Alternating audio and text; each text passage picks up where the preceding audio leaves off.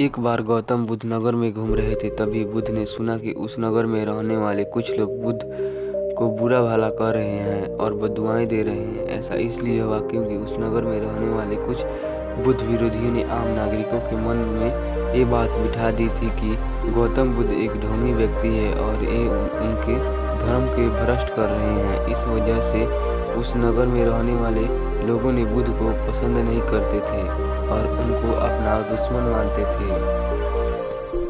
गौतम बुद्ध ने जब नगरवासियों के इन उलाहनों को सुना तो वह एक कोने में शांति के साथ खड़े हो गए और उनकी बुरी बातों को आराम से सुनते रहे। इस दौरान बुद्धा ने कोई प्रतिक्रिया नहीं दी।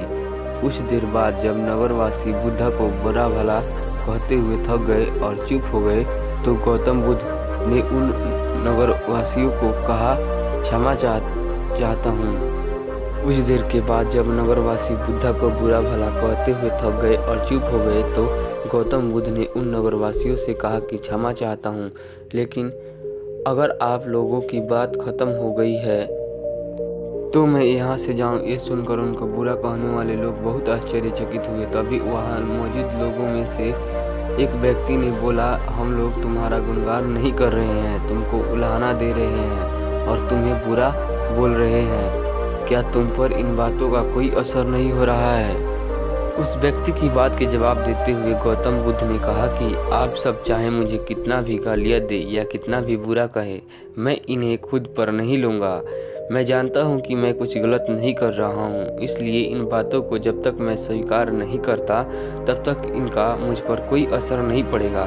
गौतम बुद्ध ने आगे कहा कि जब तक मैं इन गालियों और बुराइयों को अपने ऊपर नहीं लूँगा तो निश्चित तौर पर आपके पास ही रह जाएगी और मुझ पर कोई असर नहीं करेगी। तो दोस्तों, हमें इस कहानी से यह शिक्षा मिलती है कि जब आप गलत नहीं हैं तो किसी की गलत और निगेटिव बातों का असर कभी भी खुद पर नहीं लेना चाहिए, क्योंकि इससे आप अपने ही दुखों की वजह खुद बन सकते हैं। दोस्तों, आप कमेंट करके बताइएगा कि यह कहानी आपको कैसी लगी और प्लीज़ चैनल को सब्सक्राइब और लाइक करते जाइएगा। Thank you.